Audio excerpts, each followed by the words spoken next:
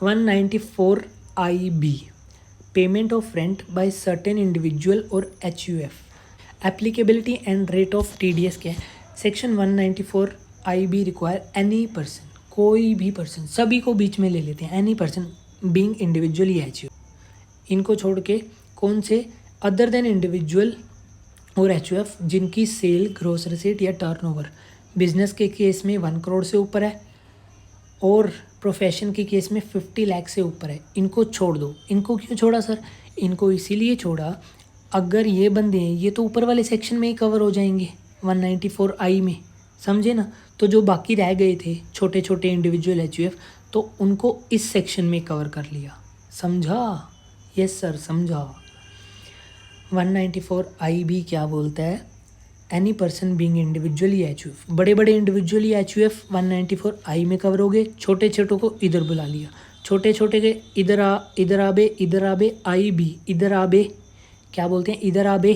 कैसे याद रखना है? 194 IB, इधर आबे IB, इधर आबे, ऐसे बुलाएंगे, प्यार से बुला रहे हैं, ठीक है। इन्होंने क्या बोला? हाँ, जब रेंट की पेमेंट कर रहे हैं ना, ठीक है, रेजिडेंट को, तो 5% TDS डिडक्ट करके पेमेंट करेंगे। रेंट की पेमेंट कर रहे हैं तो 5% TDS डिडक्ट करके ही पेमेंट करेंगे, ठीक है। थ्रेशोल्ड लिमिट क्या है? Under this section tax has to be deduct at source only if the amount of such rent exceed 50,000 for a month. 50,000 से अगर ऊपर दे रहे हो पेमेंट, तभी आपने TDS डिडक्ट करना है। 50,000 पर मंथ से ऊपर दे रहे हो तभी TDS डिडक्ट करना है। सर अगर 50,000 हुआ फिर TDS डिडक्ट करना है? नहीं। 50,000 से कम दे रहे हैं तो TDS डिडक्ट करना है? नहीं। 50,000 से ऊपर करना है तो TDS डिडक्ट करना है? यस।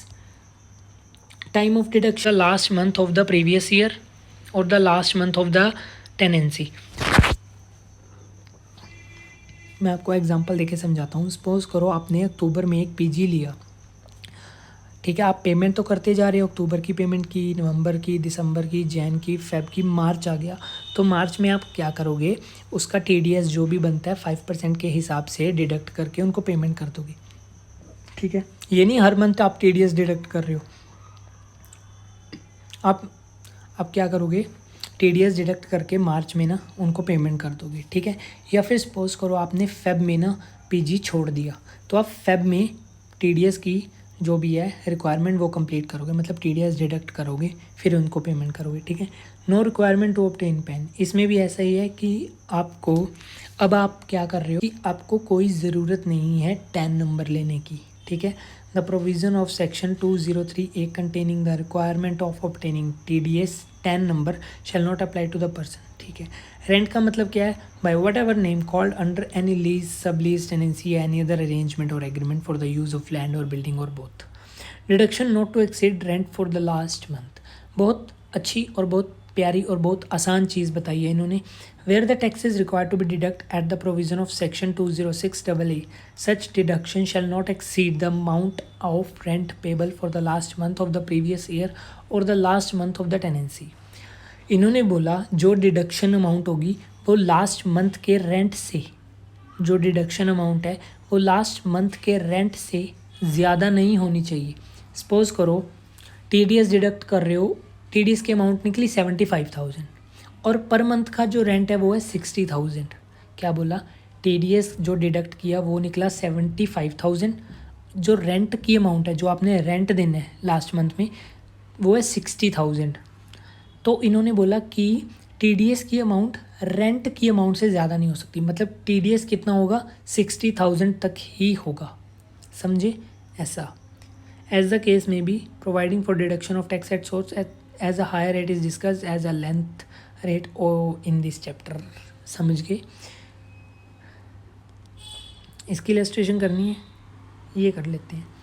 मिस्टेक्स अ सैलरीड इंडिविजुअल, सैलरीड इंडिविजुअल आ गया, छोटा छोटा लगा के चलो, छोटा इंडिविजुअल। पे रेंट ऑफ 55,000 पर मंथ, 50,000 से अबव है तो 194 IB लगेगा। इधर आबे, इसको क्या बोलेंगे? इधर आबे, ठीक है। किसको दे रहा है?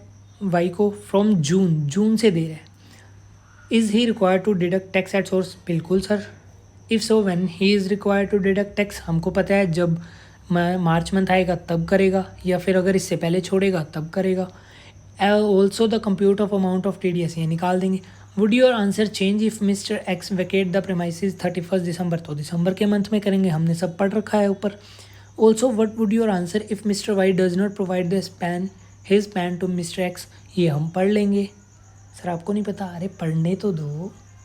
Since Mr. X pay rent exceed 50,000 per month in the financial year 22-23, he is liable to deduct tax at source 5% of such rent for financial year 22-23 under section 194 IB।